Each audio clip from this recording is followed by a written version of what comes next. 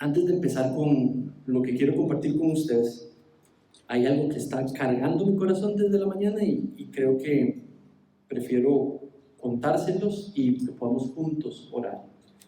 Hoy en la mañana revisé las noticias y en estos momentos, o creo que fue hoy en la mañana, no sé si todos están enterados de la situación que está pasando en Afganistán. Y si bien el Talibán ha estado retomando el país, hoy en la mañana salió el presidente del país fuera, escapándose del Talibán, entrando ya en la capital. Y eso tiene muchísimas implicaciones para ese país en general, pero también tiene muchísimas implicaciones para los cristianos allí. Y muchísimas implicaciones para el avance del Evangelio allí. Entonces, mi corazón está cargado por eso y quisiera que podamos usar esas últimas palabras del canto que dice: llena tu gloria, el mundo llena de tu gloria. Y quiero pedirles que en esta mañana como iglesia podamos orar para que su gloria llene Afganistán en estos momentos. Oremos. Padre,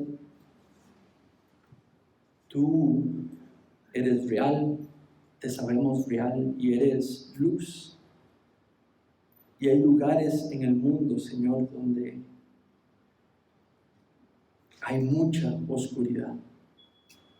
Señor, y nuestro corazón se duele en esta mañana, teme cuando pensamos la realidad que enfrenta una nación y una cultura, Padre, de la cual cada uno de esos hombres y mujeres, niños y niñas en ese lugar son creados por ti, los amas, Padre, y entregaste la vida de tu Hijo, Señor, en la cruz por ellos.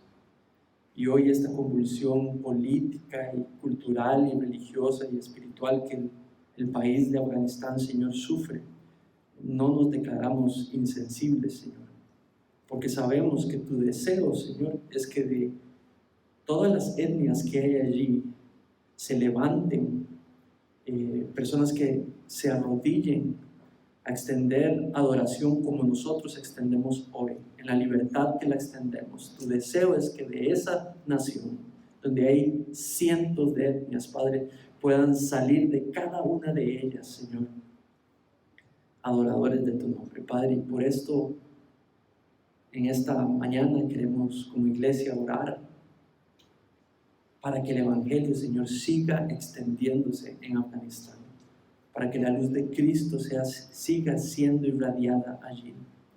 Padre, para que puedas proteger, Señor, a los creyentes, a las vidas humanas, Señor, que pueden ser afectadas por esa manera de ver la vida, Señor, del Talibán. Y te pedimos, Padre, que puedas allí, Señor, hacer tu obra y llenarlo todo con tu gloria, Padre. Te pedimos esto, Señor, con fe, y te pedimos esto para la gloria de ese nombre precioso de tu Hijo Jesucristo. En el nombre de tu precioso Hijo Jesús pedimos esto. Amén. Muy bien.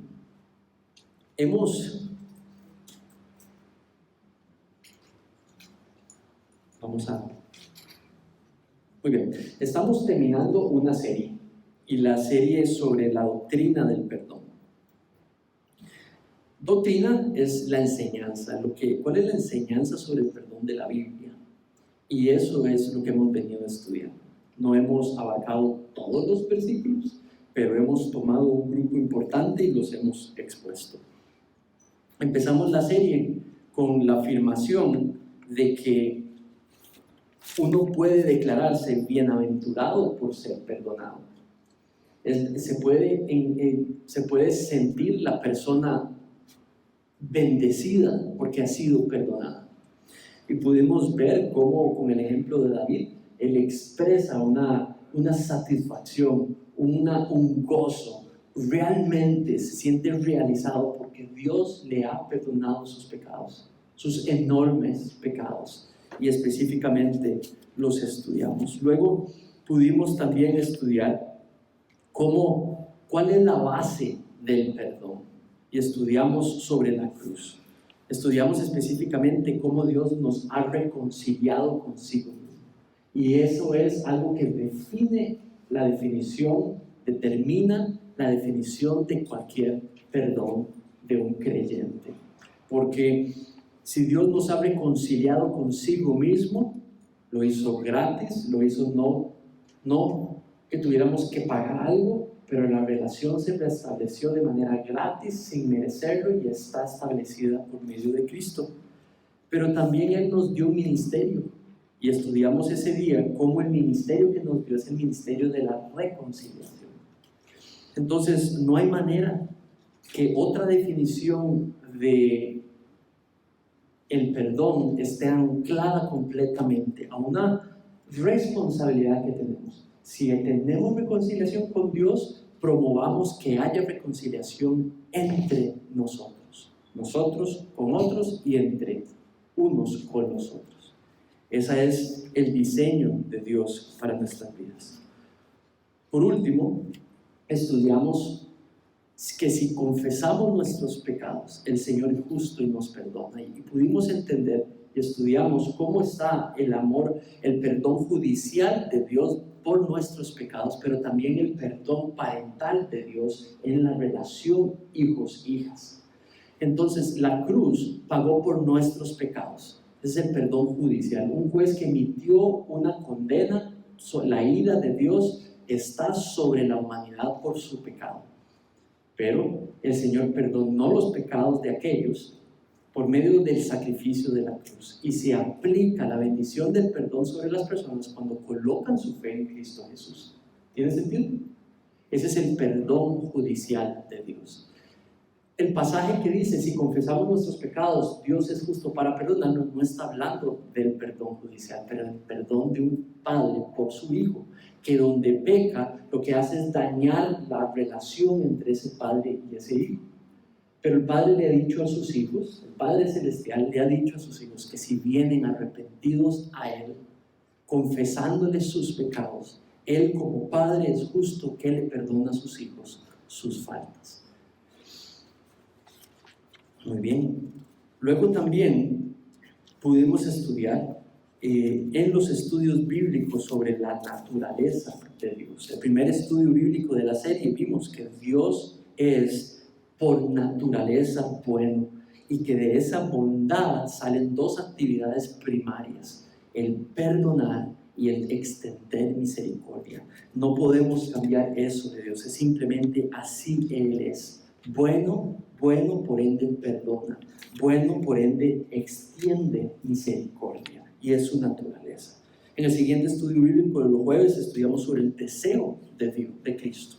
Cristo tiene un deseo de que nosotros los cristianos podamos, los hijos de Dios, las hijas de Dios, vengamos donde Él a confesarle nuestros pecados. Y Él es gentil, Él es amable para perdonar nuestros pecados. Por último, en el último estudio vimos que tenemos la bendición de tener un intercesor por nosotros, Cristo Jesús. Hoy los creyentes, si en Cristo estamos, si hemos puesto nuestra fe en Cristo, tenemos un intercesor y tenemos un abogado defensor. ¿Cuándo es que tenemos un intercesor? En las generalidades de la vida. Ahí está Él intercediendo para siempre por nosotros. ¿Cuándo es que tenemos un abogado defensor? Cuando pecamos. Allí, en medio del pecado, vimos en el estudio, justamente cuando estamos pecando, Él está como un abogado que defiende ante un padre que está deseoso que el hijo defienda a su criatura redimida. Y ambos hacen posible que, sabiendo lo que se hizo en la cruz, nosotros seamos perdonados los creyentes por nuestros pecados en esa relación de padre-hijo. Es precioso. Simplemente es una realidad preciosa, es una realidad que vivimos por gracia. la vivimos cuando el Evangelio está trabajando en nosotros. El poder del Evangelio hace esto posible. Y hoy quiero cerrar este estudio también con una bienaventuranza. Si la primera prédica tenía que ver con bienaventurados porque hemos sido perdonados, bienaventurados los perdonados. Hoy quiero continuar la serie, terminarla con la bienaventuranza también, de que bienaventurado es aquel que perdona. Quiero pedirles por favor, si pueden abrir sus Biblias en 2 de Corintios, en el capítulo 2, y vamos a leer versículos 2 al 5. Perdón, capítulo 2, 2 de Corintios, versículos 5 al 11.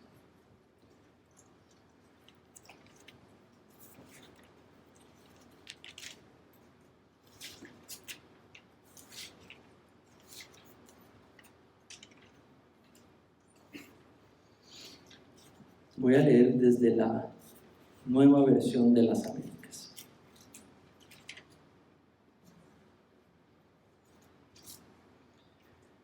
(5 al 11), 2 de Corintios, capítulo 2, versículos 5 al 11. Y dice así: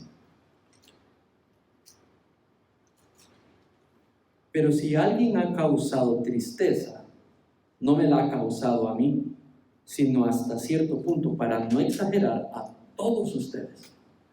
Es suficiente para tal persona este castigo que le fue impuesto por la mayoría.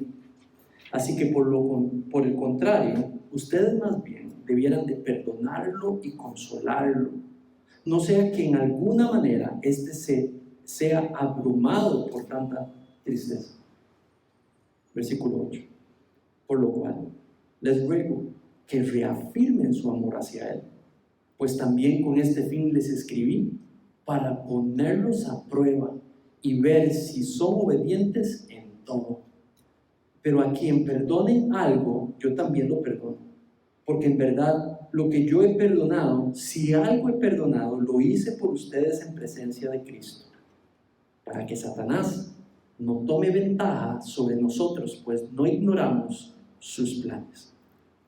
Bienaventurado es el que perdona, bienaventurada es la que perdona. Padre, ponemos en tus manos este tiempo para que podamos, por tu guía, Señor, descubrir lo que estás diciendo en el texto. Ayúdanos a entender lo que está diciendo el texto. Padre, ayúdanos a entender para qué quisiste poner eso en el texto. ¿Cuál es tu propósito para nuestras vidas en esta mañana con lo que el texto está diciendo? Y por último, Señor, ayúdanos a entender el efecto que quieres generar en nosotros en esta mañana. En el nombre de tu precioso Hijo Jesucristo, te pedimos esto. Amén. La serie la he empezado tomando algunas historias para introducir el tema. Y desde el inicio empecé con la historia del hijo pródigo. Y he usado el hijo pródigo para ilustrar los conceptos que hemos ido aprendiendo sobre el perdón, pero también he utilizado al Padre, ¿verdad? Quien es Dios, el hijo pródigo, quien es representación de los gentiles, pero también hoy quisiera traer el hijo mayor. En la historia del hijo mayor, eso está en Lucas 15, 28 al 30, y dice así. Entonces, tal vez resumo lo que ha venido sucediendo. El hijo le pide al padre: dame la herencia. El hijo sale de la presencia del padre, despilfarra la herencia, regresa arrepentido. El padre lo recibe con enorme amor porque su hijo se ha arrepentido de su pecado y ha venido a la casa del padre y le hace fiesta. El hermano mayor está allí y dice: entonces él se enojó, el hermano mayor. Versículo 28, capítulo 15 de Lucas. Entonces él se enojó y no quería entrar, y su padre le rogaba que entrara a la fiesta. Pero respondiendo a él, le dijo al padre: mira todos estos años que te he servido y nunca he desobedecido ni una sola orden tuya. Y sin embargo, nunca me has dado un cabrito para regocijarme con mis amigos. Versículo 30. Pero cuando vino este hijo tuyo, que ha consumido todos tus bienes con rameras, mataste para él el becerro engordado, o sea, el más rico y preparado. Y el padre le dijo: hijo mío, tú siempre has estado conmigo y todo lo mío es tuyo. Pero era necesario hacer fiesta y regocijarnos, porque tu hermano estaba muerto y ha vuelto a la vida, estaba perdido y ha sido hallado. La semana anterior, cuando utilicé la parábola de los dos deudores, el que había sido perdonado decidió no perdonar, utilicé esa frase: un perdonado que decide no perdonar. Y ese es el ejemplo de la parábola que vimos la semana anterior. Aquí, el perdonado debiera de gozarse en perdonar, debiera de encontrar gozo en la práctica del perdonar. Este hijo mayor vive en la presencia del Padre, se goza de la presencia del Padre, de la gracia del Padre. Goza lo que tiene del Padre no porque sea obediente, goza del Padre porque vive en la gracia de la presencia del Padre. Este hijo mayor está confundido. Él cree que la presencia de Dios y gozarse de las cosas de Dios depende de hacer cosas. Dios sí nos llama a obedecer, pero no es porque obedecemos que gozamos de su gracia, si no, no sería gracia. Favor no merecido. Entonces, es el favor no merecido de Dios cuando entendemos la gracia de Dios que salimos a obedecer, no al revés. No obedecer para encontrar la gracia de Dios. Eso es por obras, no es por gracia. Entonces, realmente lo que nos ilustra el hijo mayor es que el que ha sido perdonado debiera de gozarse en perdonar. Entonces, tú necesitas ver en este pasaje las virtudes que tiene el perdonar. Pablo da un ejemplo, está llamando a perdonar a una persona específica y declara una serie de virtudes que conlleva perdonar. ¿Cuál es el propósito en este ratito? Que por medio de perdonar tú entiendas que Dios logra propósitos en la iglesia. Dios tiene propósitos y los va a lograr por medio de tu perdón, por medio de que tú extiendas perdón.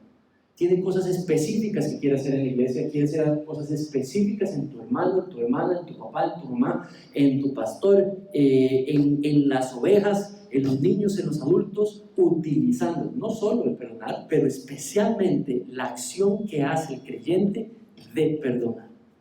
Ya vimos de que perdona porque ha sido perdonado, pero ahora hablemos de la acción de perdonar. Y eso es lo que quiero proponerme en este ratito, de que tú puedes entender las virtudes que hay en la acción de perdonar y lo que Dios logra y ejecuta a la hora de perdonar. ¿Cuál es el contexto? Bueno, después de el inicio de la iglesia en el año, no sé si la crucifixión es el año 0, hablemos de 100 años después de Cristo. En esos 100 años, los siguientes que llamamos padres de la iglesia, comentaristas, pastores, maestros reconocidos, entendían que se refería al joven, al hijo que cometió incesto, que fue descrito en la primera carta de Corintios. Este muchacho empieza una relación con su madrastra o con la mujer de su padre, y eso es colocado como una acción completamente inmoral. Y lo que sucede es que parece que la iglesia se jactaba de que el muchacho estaba haciendo eso. No era que la gente le estorbaba el pecado, sino más bien lo aprobaba y hasta vacilaban y hacían bromas sobre el pecado. Entonces Pablo cae con eso increíblemente fuerte y no solamente reprende a la iglesia, sino que también reprende al muchacho o al hijo. Inmediatamente les dicen castíguenlo. Y si no se arrepiente, expúlsenlo y entréguenlo a Satanás. Y las palabras son claras y las palabras son muy específicas, ¿verdad? Dios no es una alcahueta con el pecado. Dios es amor, Dios es perdón, y ahí tienes que inculcar el concepto de que Dios no alcahuetea el pecado. Entonces, ¿qué pasa? Que pasa toda la primera carta, pasa la segunda, y lo único que tenemos de nuevo es este. Ya no sabemos más sobre el muchacho. No se mencionó más en la primera carta. Entonces, lo único que sabemos es que en este texto alguien está siendo perdonado. Pablo está diciendo perdón. Entonces, una posibilidad es que sea ese muchacho. La otra posibilidad, que son la mayoría de los comentaristas modernos, hablan de que alguien más, que algo hizo, posiblemente se rebeló contra Pablo cuando Pablo dijo que tenían que disciplinarlo, y entonces por eso es que Pablo se siente agraviado, y por eso es que también la iglesia se siente agraviada. Entonces tienes esas dos posibilidades. No tenemos manera de saber a ciencia exacta. Yo creo que me suena por contexto totalmente lógico que sea el muchacho o el hijo que pecó de esa manera, al cual Pablo dijo: si no se arrepienten, entréguenlo a Satanás, échenlo de la iglesia. Y pareciera que sí se arrepintió. Entonces, si es ese el contexto que está en nuestro texto, pareciera que sí se arrepintió. También parece que generó división en la iglesia cuando lo trataron de disciplinar. Habló de Pablo porque dice que Pablo fue ofendido y Pablo no está presente. Pero posiblemente es ese muchacho. Pero se arrepintió. Lo castigaron y reaccionó al castigo. Lo confrontaron y reaccionó a la confrontación. Le pusieron presión y se arrepintió. Si no es el muchacho y es alguien más, exactamente lo mismo. Lo confrontaron, lo exhortaron, le pusieron presión, lo disciplinaron y la persona reaccionó. Ahora lo que Pablo está viendo es que hay algo que hacer, hay algo inconcluso, no ha terminado la responsabilidad de la iglesia. La responsabilidad de la iglesia es, con amor, con misericordia, con respeto, señalar el pecado, exhortar a dejar el pecado. Si es necesario, si no hay reacción, seguir confrontando, poniendo presión en la persona, para que la única objetivo no es humillar, sino es hacer reaccionar. Y cuando eso sucede, reacciona, gloria a Dios. Parte B. Ya no hay que castigar, ya no hay que seguir molestando. Ahora lo que hay que hacer es perdonar. Entonces, bienaventurado el que perdona. Pablo dice, bienaventurado el que perdona. ¿Por qué? La primera razón, creo yo, es porque porque perdonar lo que hace es desviar nuestro orgullo, lo que hace es dar paso a la misericordia, lo que hace es traer consolación a las personas. Y hay bendición en hacer ello. Mira el versículo 5. Pero si alguien ha causado tristeza, refiriéndose a esa persona, no me lo ha causado a mí, sino hasta cierto punto, para no exagerar, a todos ustedes. Entonces, lo que hizo esta persona no solamente afectó a Pablo directamente, pero por afectar a Pablo, posiblemente lo que hizo fue dudar de la autoridad de Pablo para pedirle a la iglesia que lo disciplinara. Entonces, dice, no solamente me ha afectado a mí, pero también los ha afectado a ustedes. Versículo 5. Versículo 6. Es suficiente para tal persona este castigo que le fue impuesto por la mayoría. Entonces Pablo en la primera carta le dice que a esa persona le imitan disciplina, le opongan en disciplina, y si no reacciona, que siga la disciplina cada vez más grave hasta que reaccione. Entonces dice, es suficiente que tal persona este castigo que le fue impuesto por la mayoría, así que por lo contrario ustedes más bien debieran perdonar. El creyente debiera de evitar, debiera de distanciarse, de amar, dar retribución a los demás por sus faltas. El creyente debiera de rechazar la tentación de querer vengarse, de tomar la justicia en sus manos cuando una persona peca contra él. Lo primero que debiera es inmediatamente responder. El creyente debiera de realmente rechazar la tentación de que si recibimos mal, respondemos con mal. Número 1. Número 2, el creyente debiera de no amar el castigo. Es una palabra que no nos gusta y es una palabra que nos recuerda cosas incorrectas, que se hicieron incorrectas, mal uso de la disciplina, abusos en la disciplina, pero es una palabra que en realidad no es mala. Dice que Dios disciplina al que ama.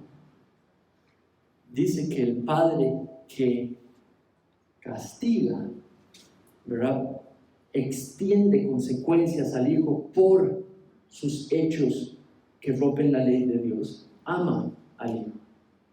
Entonces, es el abuso del castigo, es la mala motivación del castigo, es el pecado de nosotros cuando aplicamos el castigo, hasta cuando escogemos el castigo. Lo que hace la palabra tener mala fama, pero no es la palabra en sí, no es la acción en sí.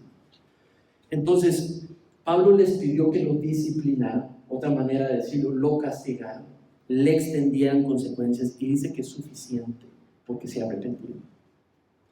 Entonces, tú y yo no debiéramos de gozarnos en confrontar. No debiéramos de encontrar mucho gozo en tener que traspasar consecuencias, en poner un alto, en emitir las consecuencias de los pecados de los demás. Tampoco debiéramos de jactarnos de ser severos, porque yo castigo el pecado, yo no permito que la gente peque. Eso no debiera de ser un gozo en nuestro corazón. Debiera ser algo que nos saque lágrimas cuando Dios quiere usarnos para poner un alto al pecado de alguien más. Entonces, por eso es que perdonar ayuda a poner en control el orgullo. Por eso es que perdonar es una bienaventuranza, porque permite poner en alto el orgullo. Se acabó. Se acabó. Pero también es una bendición, porque perdonar no es una debilidad. Perdonar no es condonar el pecado, no es decir sígalo haciendo, no es cierto. Perdonar no es decir que las faltas no deben de ser enmendadas. Perdonar es vivir la cruz. Todo lo contrario no es vivir la cruz. Vivir la cruz es perdonar. No perdonar no es vivir la cruz. Es la marca del creyente. Esto es un llamado. Pablo está haciendo un llamado a que la iglesia se una a perdonar a este hermano. No solamente está haciendo un llamado a un perdón individual, está haciendo un llamado a un perdón comunal, corporal, de familia. Lo que le está diciendo es que si ustedes quieren edificar, es perdonar. Perdonar es edificar a otro. Tenemos llamados en la palabra de Dios que hablan de que toda palabra sea para la edificación. Entonces, perdonar es edificar a los hijos y a las hijas de Dios. Ahora, esto es como pasar de una situación, yo gano, tú pierdes, a una situación, los hermanos de Cristo ganamos todos, porque vamos a perdonar. Cristo gana porque lo vamos a perdonar. Entonces, si esto es un llamado a un perdón individual, pero también es un llamado a un perdón grupal. ¿Qué es lo que logra perdonar en este sentido? Bueno, como les he dicho, no excusa el pecado, no ignora lo sucedido, pero se le ayuda a esa persona a relacionar lo que ha hecho con el perdón de Dios. Y se le ayuda a esa persona a que reciba el perdón de Dios y agregadito reciba el amor del creyente hacia esa persona en Cristo Jesús. Eso es consolar. Consolar no es, sí papito, todo va a estar bien. Consolar no es ánimo, Consolar en este contexto tiene una definición. Es venir donde la persona que ha pecado contra uno y es hacer una declaración verbal concreta, muy específica, al grano, donde se le ayuda a la persona a conectar lo que hizo, lo cual él se ha arrepentido, con el perdón de Dios para con él o para con ella. Y por eso, una expresión de amor hacia esa persona. El amor de Cristo. Te amo en Cristo Jesús. Ya esa persona fue confrontada. Ya esa persona se arrepintió. No tiene que ver con estas dos. Tiene que ver con venir y terminar la responsabilidad como creyentes. Esto sucedió. El Señor te ha perdonado. Yo te amo en Cristo Jesús. Eso es consolar. Y esa es la petición de Pablo a la hora de perdonar. Esto pareciera difícil de practicar en ciertos casos, en casos muy específicos, pero en los casos del 95% de los casos absolutamente es posible practicar.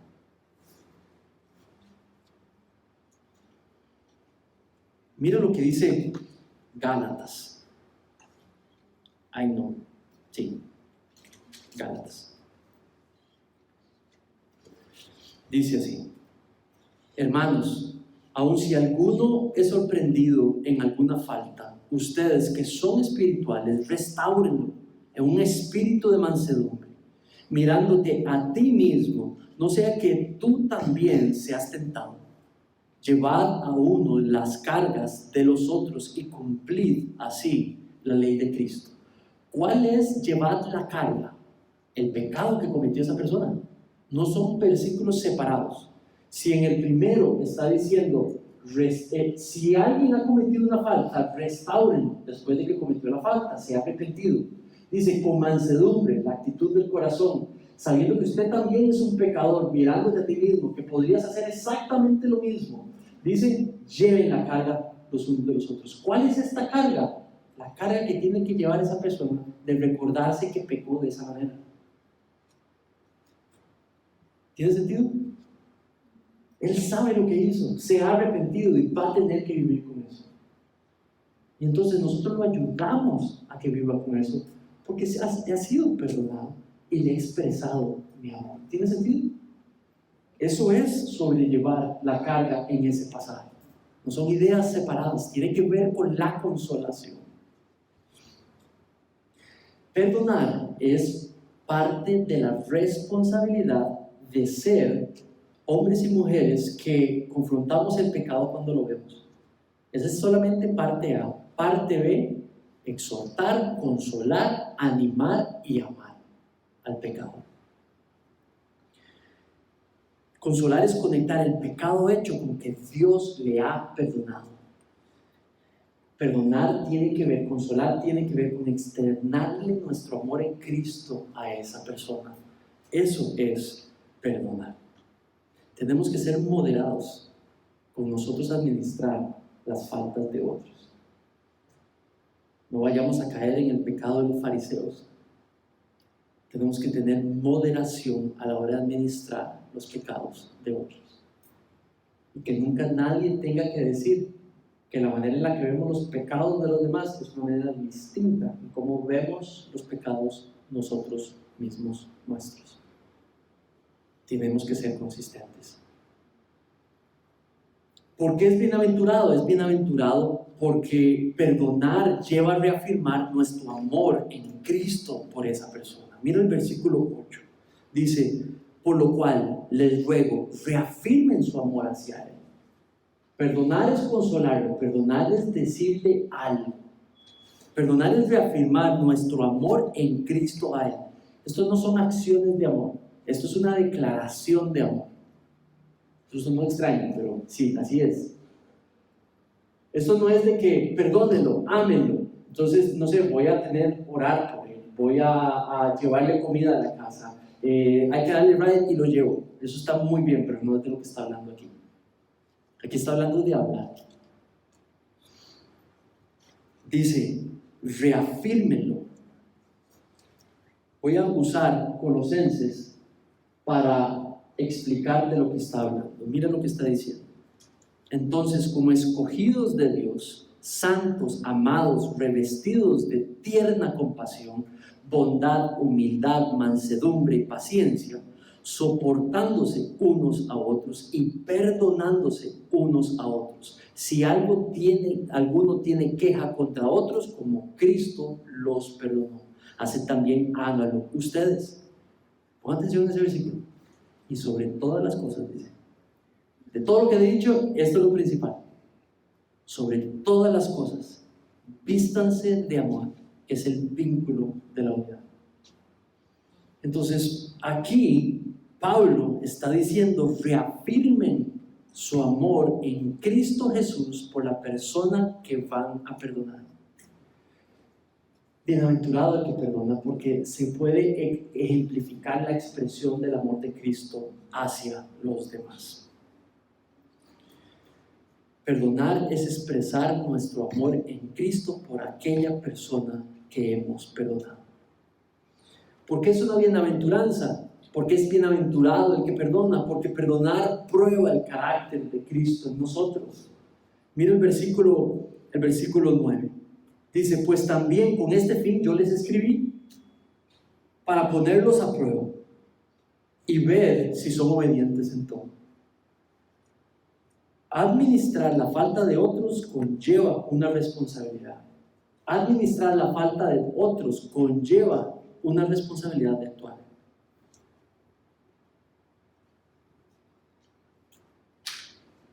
Perdonar es una prueba. Es una prueba a tu carácter de Cristo. Si sos de Cristo o no sos de Cristo. Si te pareces a Cristo o no te pareces a Cristo. Cuando alguien peca contra nosotros y somos colocados en la posición de pensar en perdonar, estamos siendo probados por Dios. ¿Tiene sentido? Entonces no es un acto ahí escondido que Dios no ve. Es un acto que Dios está observando detenidamente porque quiere hacer algo en ti y porque quiere hacer algo en la persona que vas a poder perdonar. No sé si me estoy explicando. Esto prueba el carácter de Cristo. Estudiamos en la primera carta de Pedro hace unos meses que dice, aunque ustedes se encuentren en diversas pruebas, esto es más precioso, las pruebas más precioso que el oro refinado. Lo que está diciendo es que la prueba hace la fe del creyente más fino, lo afina, lo hace más genuino, más robusto. La prueba es una bendición. La prueba toma nuestra fe y la vuelve más robusta, la afina, la saca de imperfecciones.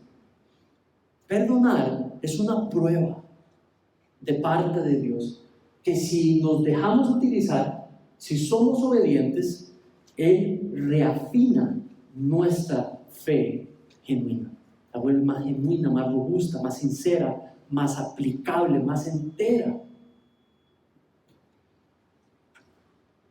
El perdonar prueba el carácter de Cristo en nosotros.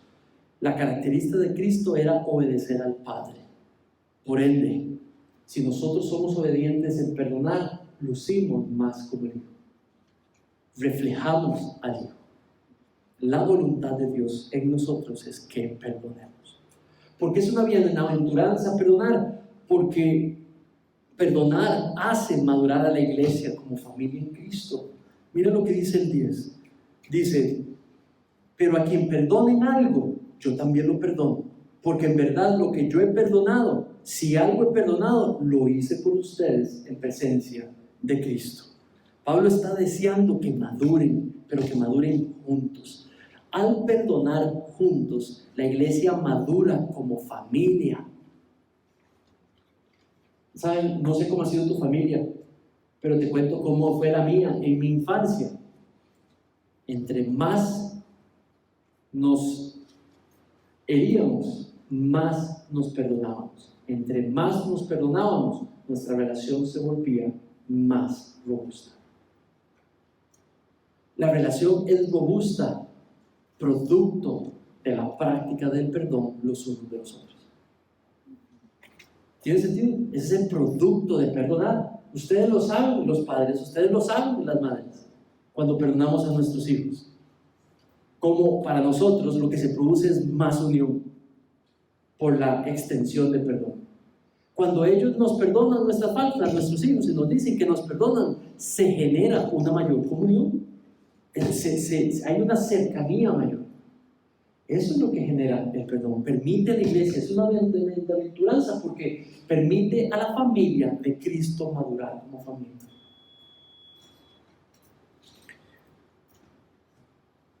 Una de las razones principales por las cuales yo en mi experiencia he visto en las relaciones entre cristianos que ante la no anuencia a perdonar, la otra alternativa es la separación.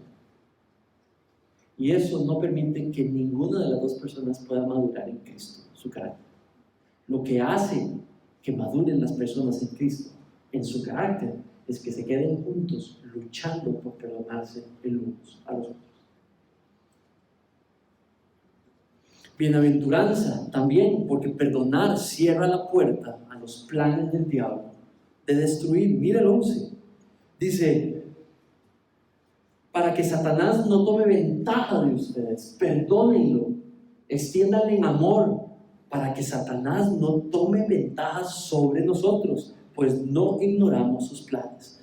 ¿Cuál es la intención del enemigo de Dios? Destruir lo que a Dios le gusta. A Dios le gusta la unidad, a Satanás le gusta destruir esa unidad. A Dios le gusta la paz en el individuo, a él le gusta despedazar esa paz. Entonces, perdonar es una bendición porque lo que hace es que cierra la posibilidad a la intención del pisuicas de afectar la familia de Dios. ¿Tiene sentido?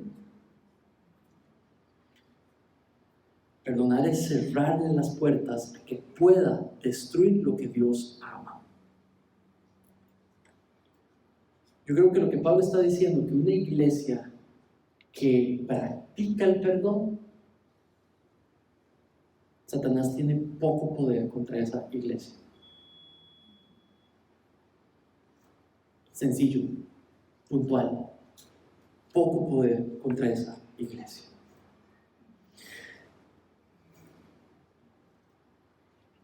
Entonces, resumen, bienaventuranza, ¿por qué? Bueno, porque perdonar desvía el orgullo, perdonar da paso a extender misericordia. Si somos santos como Él es santo, si eres uno que ama extender misericordia, nosotros seamos como nuestro Padre y extendemos misericordia. Bienaventurado el que perdona, porque quiere decir traer consolación a aquel que necesita ser consolado. Recordarle sobre el perdón de Dios. Bienaventurado el que perdona, porque perdonar reafirma nuestro amor en Cristo por esa persona. Bienaventurado el que perdona, porque prueba nuestro carácter y nos hace más semejantes a Cristo. Bienaventurado porque hace madurarnos como familia, como iglesia. Bienaventuranza porque cierra la puerta a las posibilidades de que el enemigo destruya lo que Dios ama. Mira lo que dice Efesios 5, versículos 1 y 2. Sean pues imitadores de Dios, como hijos amados de Dios. Dios nos perdonó, por ende nosotros imitamos a Dios y perdonamos a los que nos ofenden. Perdonar no es solamente decirlo. Perdonar es liberar de toda carga a la persona que nos ha ofendido. Sí, yo lo perdoné, pero será un idiota el resto de sus días frente a mí. Eso no es perdonar. Sí, yo lo perdoné, pero soy irresponsable. Eso no es perdonar. Necesitas liberarlo. Necesitas liberarlo de toda etiqueta, de todo juicio, y dejar que sea Dios el que trate eso con la persona. ¿Tiene sentido? No es solamente decirlo. Termino con esto. Entonces el hijo mayor ve que perdonan al hijo menor después de todo ese despilfarre, después de toda esa vida loca, y el hijo mayor le dice al padre: ¿cómo es posible? Yo, que en todo te he obedecido. Primera mentira: no hay nadie justo en esta tierra. Todos hemos pecado contra Dios. Y nuestro pecado contra Dios es tan grave que tratar el pecado de otros como demasiado grave es realmente insultar a Dios. Nunca el pecado de los demás podrá ser mayor que nuestro propio pecado. Nuestro propio pecado es enorme frente a Dios. Eso debiera de ponernos en posición humilde. Luego le dice: entregas este cabrito increíblemente robusto y bueno cuando a mí ni siquiera me has dado uno solo. Y reclama. Y entonces el padre le dice: mira, te recuerdo las palabras de ese padre. Hijo mío, tú siempre has estado conmigo. Tú siempre has estado conmigo.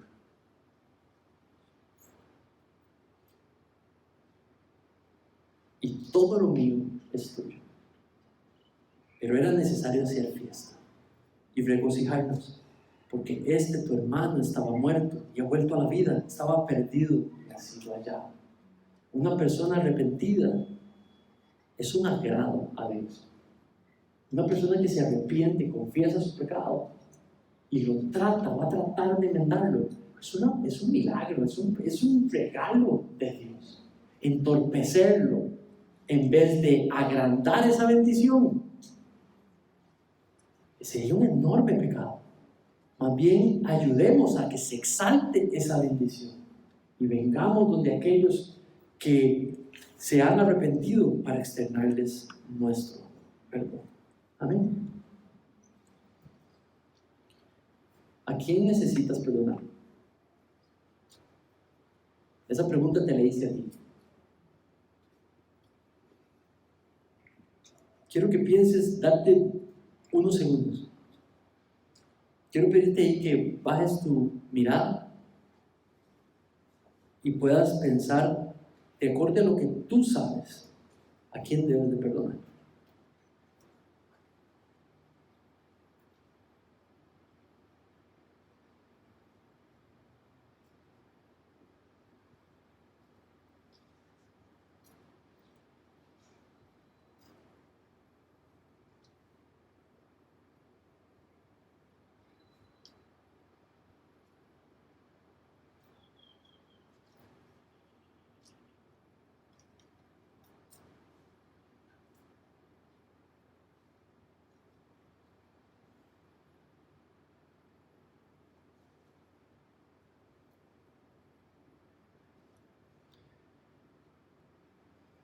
Señor,